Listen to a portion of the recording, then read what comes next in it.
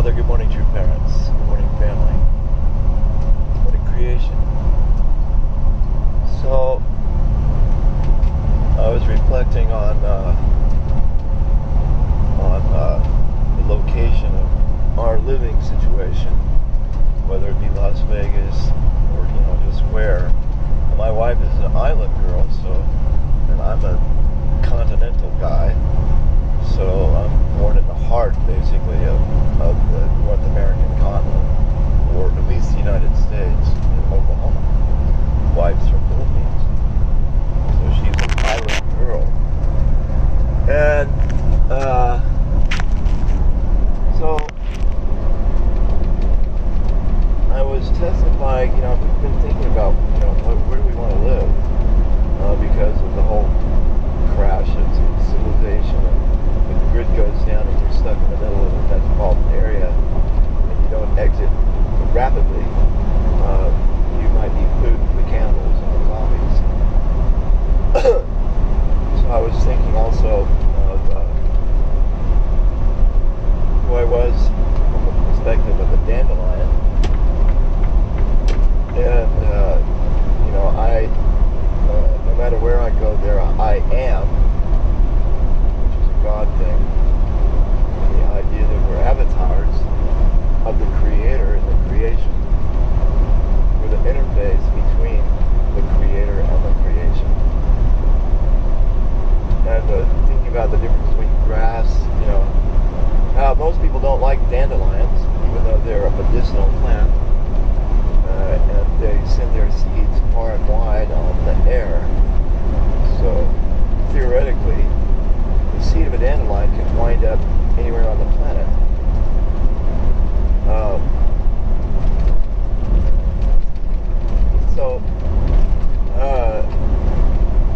And thinking about grass, and that wheat is a grass, corn is a grass, and that these are the fundamentals of, or the staples of mammals, or small,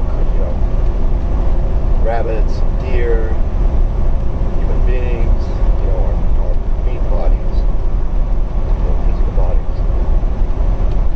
So, and I was reflecting on the title of the book being, no matter where I go, there I am. And then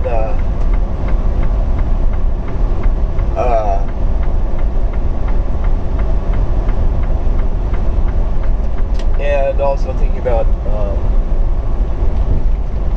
because I've been wrestling with the whole idea of identity and access to the creation.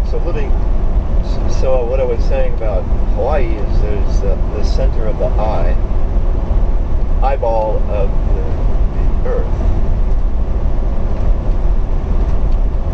which has a lot of deeper implications. When I was thinking about living on the side of an eyeball, or living on the side of a volcano, which is also the earth, if the earth was a breast, then the Hawaii would be like the nipple, and creation pouring out. So those being spiritual vortices of the interface between many different dimensions. Well, if you look at the consciousness, reality of consciousness from energy, vibration, and frequency, from a chakra level, the earth has chakras. We have chakras. We're microcosm, the macrocosm.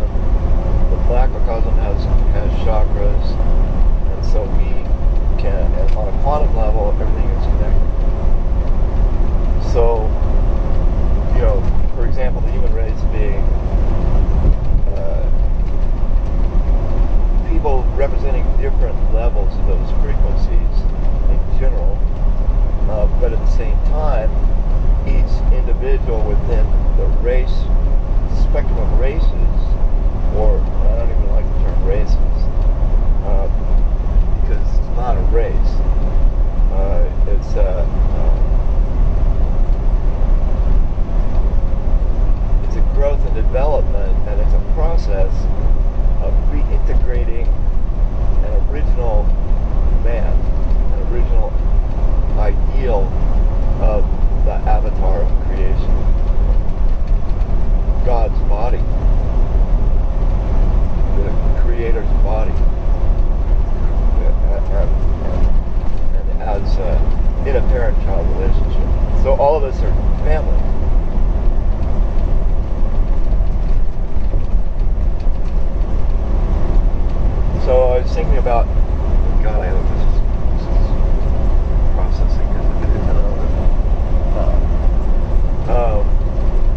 But anyway, even as I talk about it, Father always was, the interesting thing about Father is that every day he would speak, and every day revelations would come out, because he was processing the process of restoration, as the central figure, as Christ, as the anointed one,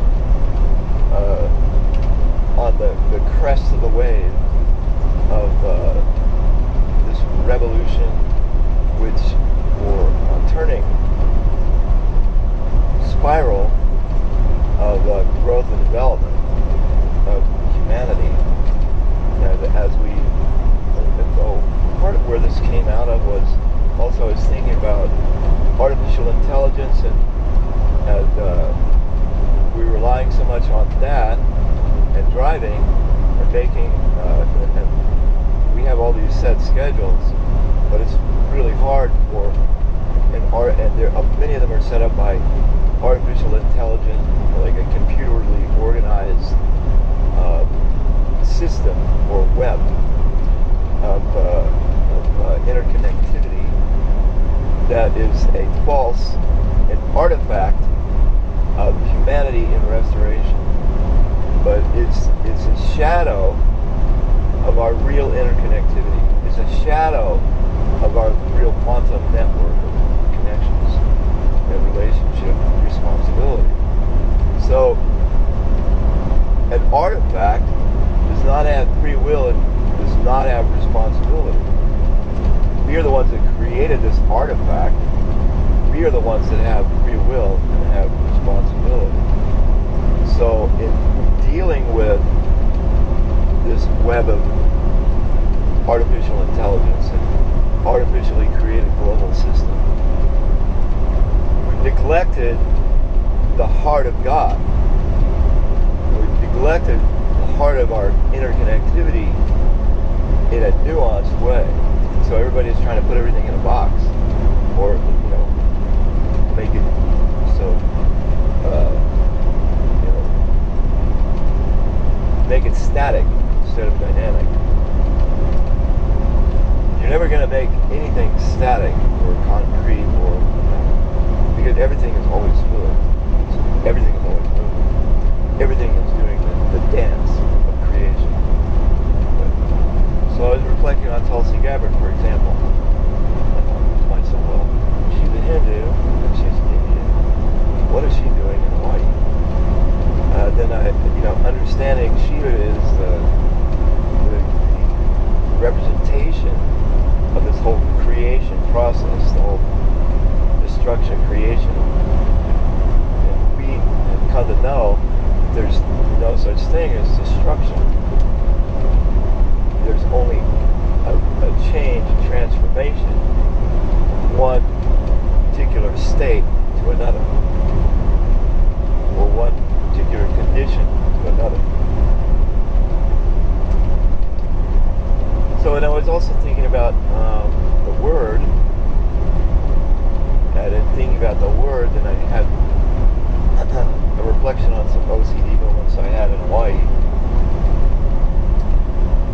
Thinking about words are an expression of ideation. So in the beginning was the Word, and the Lord said, "Let there be light." So actually, the word, sound, the vibrational ideation, the vibration of the ideation becomes an illumination. Becomes illuminated. So when we look at words, they're constructed of individual symbols, and on a basic level, they are a singularity that is moving along a line. A singular ideation that moves in different lines and in different patterns that form various aspects of the ideation that are reflected in the image.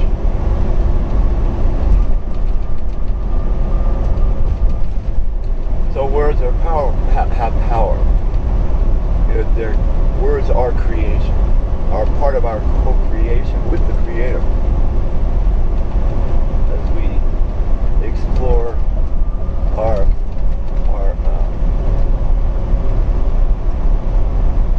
if you want to call it id, and everything is about I, which is a singular line going from a baseline rising up or coming down. For example, the letter N starts from a baseline, rises, then moves forward, down, it returning, and it rises once again. The letter R. The letter R goes up, forms a consciousness, and that moves that consciousness forward.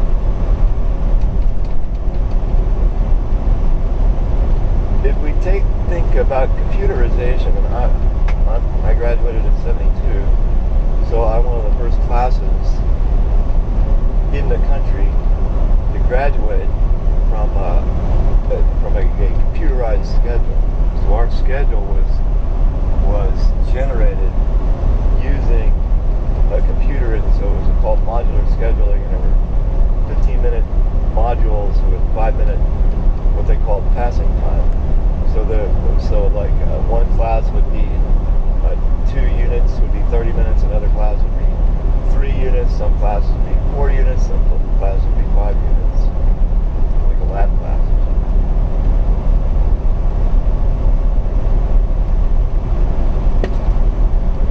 All these are like basic building. We were creating different building blocks. Like you create a cinder block, or you create a buckyball, or you would create, whatever. So now, as co-creators of the creation, we're approaching a certain level of consciousness where we can begin to move and shape time and space. Begin to shift dimensions, move freely amongst the dimensions. So, and we're like basic, we're still like babies. When you think about it, creation's been around as far as from a human perspective, from a human timeline perspective. If the average human were to live 120 years, or 410, 310, I forget what it is. I think it's 70. But no matter, it's a short. It's like a finite time period. Whereas in reality, our consciousness is eternal. Our spiritual nature is eternal. And sure, it's fun to be able to play around, and we're learning things, and we go to different dimensions, and we go to different places, and going different places is symbolic of going into different conscious levels of dimensions of consciousness and all that stuff. But essentially, we are still in the image of God, the Creator, on whatever level. So from the revelation from Father, Christ's return, then the creation is symbolic of the Creator, and we're the substantial image. So symbol, image, substance, formation, growth, completion, maturity, perfection. So everything goes through a process. Origin, the division of the dual characteristics for engagement and relationship that establishes all the energy for existence and multiplication and action.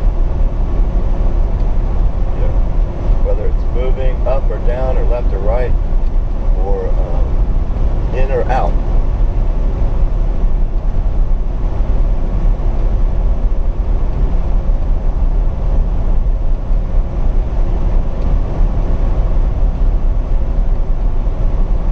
It's kind of an interesting process. I mean, so father always recommended, he said that the time period for interfacing between the physical and the spiritual worlds, or the internal and external worlds, is 2 or 3 in the morning, 3 or 4 in the morning.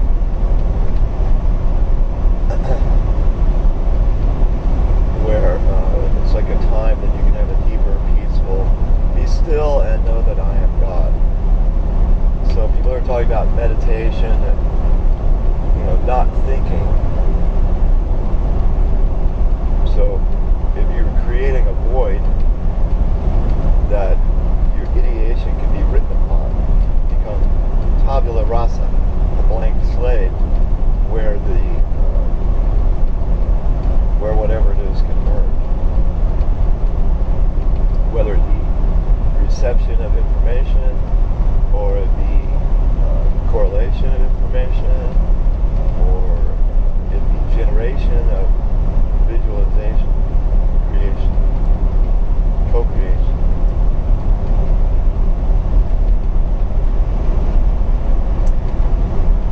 So a lot of our problems with population is that we have expanded our consciousness and our abilities beyond our ability to be responsible for the level of maturity and communication and interrelationships that we've been able to develop and grow with 8 billion people on the planet. And Native Americans, recently I heard, are very, the original people who have an original connection with the original vision,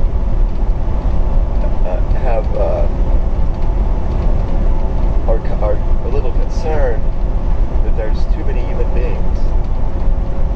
There's too many avatars on the planet. Not sustainable. Whereas it is sustainable, it's just we haven't been able to mature enough, develop our vision enough to be able to do that. It's like we have some sort of reductionistic soil and green consciousness, or AI consciousness, but that's how you're going to be able to organize and develop everything.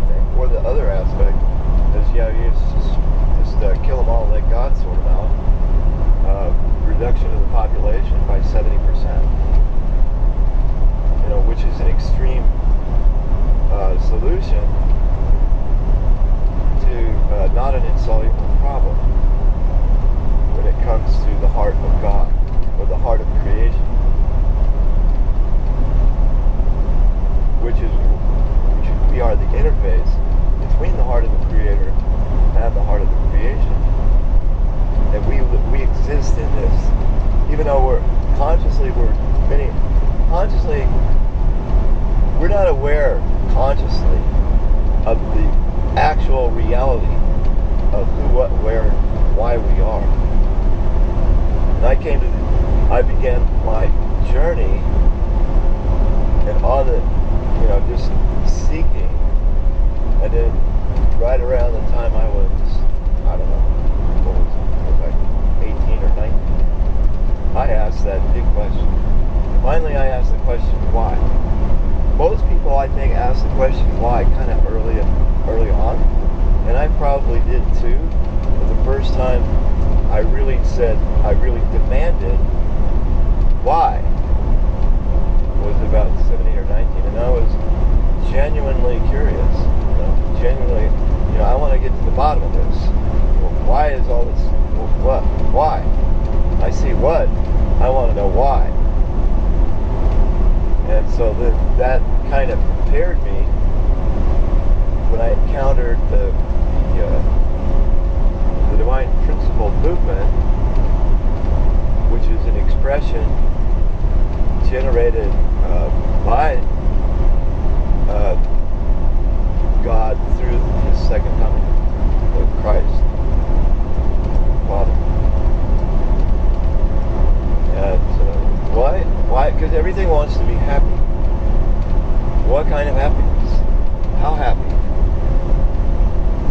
What's the nature and depth of the happiness?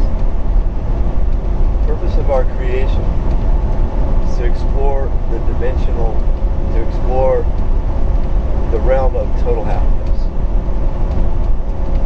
And happiness only occurs when a desire is fulfilled. So God, the happiness of God is our primary purpose of creation.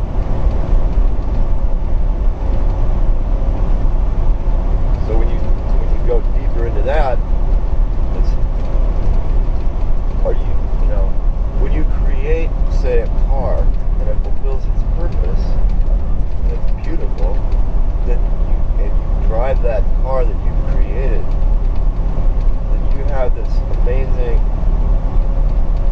there's a different level of consciousness and experiential felt sense of joy and appreciation.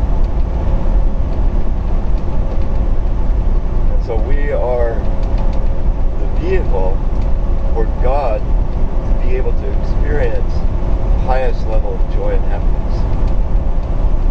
So God's joy and happiness is dependent on us fulfilling our purpose of creation, which is a reflection of God's purpose of creation.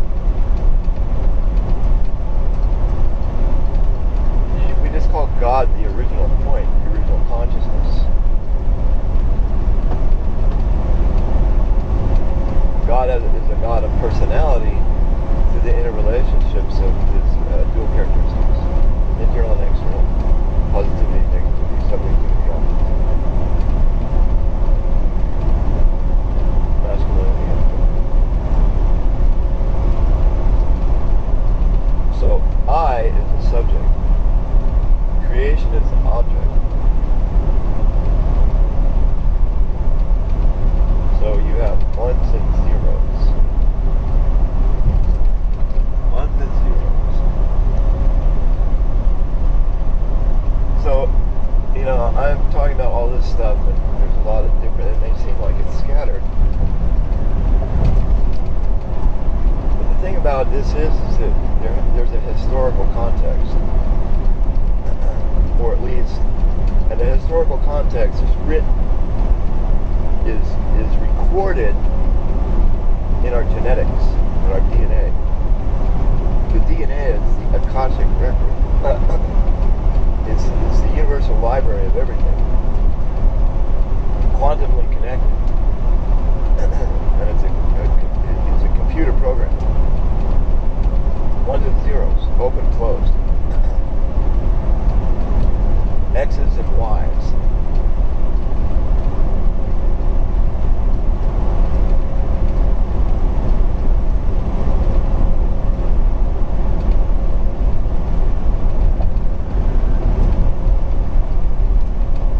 And all of those can be manipulated. I mean, we're learning, we're going and entering into this phase of level of technology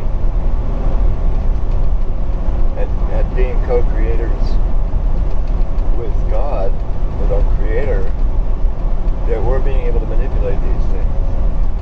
Sound, frequency, vibration, energy. The problem is we're toddlers. We're toddlers of the heart. We're toddlers of the mind. And we're selfish and we're brats. And we make and we're exploring our sexuality, and we're exploring our what does it mean? What is ownership?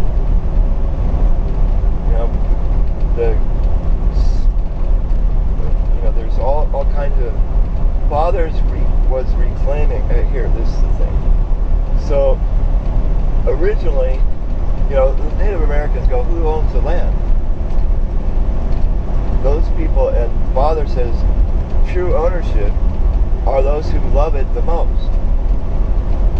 So if you are a true Lord of creation, guess what? You own everything. But guess what? Other people are lords and ladies of creation, and they share that ownership. And in that shared ownership, there's no conflict, because everyone wants to fulfill the desire of the purpose of the whole, like a human body. the human body is a reflection of the nature of human society, of the family, and everybody working together to accomplish whatever the vision is, where we want to move in that particular moment, to learn whatever we want to learn or explore or do or make.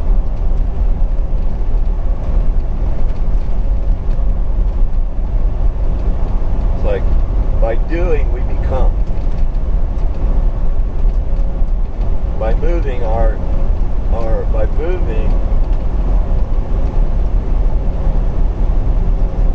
awareness grows, and so does our identity. When we move in accordance with the original heart and purpose of creation, the original heart of God, our Creator, then we move together. Everybody is on the same page in this book. Then we can create a beautiful story for everyone. And that should be the goal of every Lord and Lady of creation, is to create a beautiful story for everyone. That implies each and every individual has personal responsibility for their contribution to the story. So it's a messy story, full of conflict and pain and stumbling around and trying to figure shit out. You don't become a special operations warrior. You don't have the same identity after 10 deployments that you did when you first thought about, well, maybe I want to be a SEAL when I grow up. A lot of shit that goes down in between those 2 points.